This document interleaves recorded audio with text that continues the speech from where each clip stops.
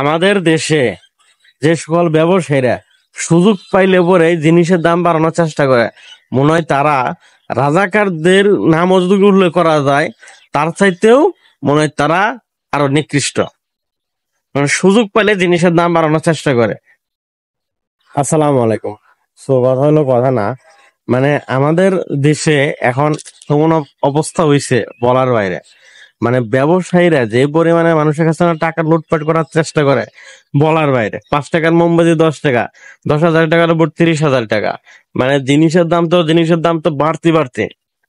মানে এক দল লোক চেষ্টা করতেছে মানুষকে উদ্ধার করার জন্য, আরেক দল চেষ্টা করতেছে মানুষের কাছে ডাকাতি করার জন্য, এবং কি সেইখানে তার সময় ডাকাত ধরে।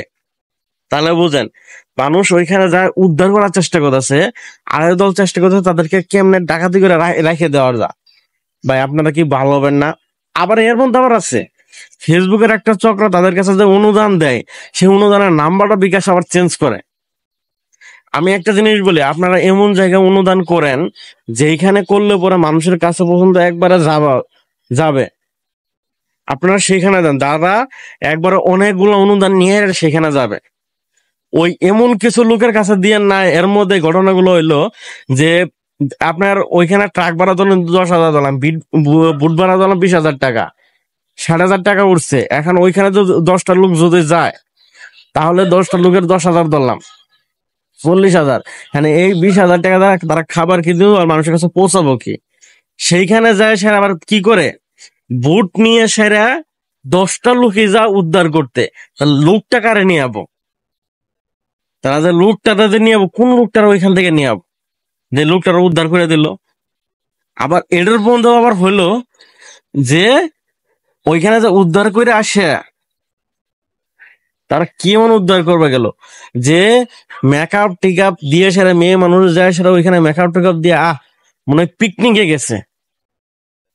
মানুষ তাদের কাছে সাহায্য চাইছে, আর আমাদের একদল কি করে সেখানে ভিডিও করে সাহায্য দেওয়ার ভিডিও করে।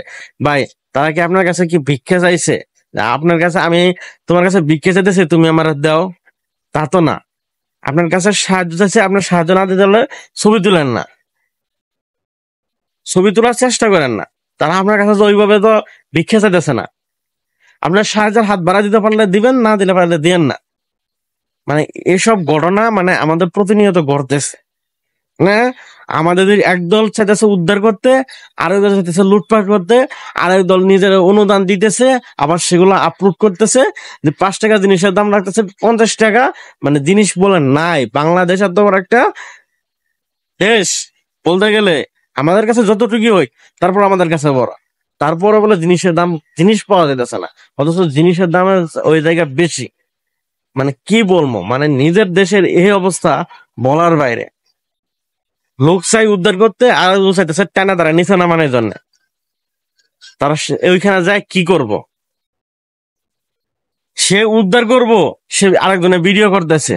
বা তুমি ভিডিওটা করার কথা তুমি তারা উদ্ধার করো, সেই কাজে নাই গা, ভিডিও করা নিয়ে সে ব্যস্ত, যদি ভাইরাল হয়ে যায় গা। মানুষের মনুষ্যত্ব এই জায়গায়। আর আমাদের ব্যবসায়ীদের মানে রাজাকার বললে পরেও রাজাকারদের অসম্মান করা হবো। মানে তারা সুযোগের সন্ধানী, সুযোগে ভালো মুনাফা অর্জন করতে পারে। আমাদের দেশে কোনো দুর্যোগ প্রতিকূলে কোনো প্রকৃতির দুর্যোগে দেখা দিলে তারা জিনিসের দাম বাড়াই দিতে প্রস্তুত সদা সর্বদা। মানে এই হলো আমাদের দেশের বর্তমানের অবস্থা, পরিস্থিতি।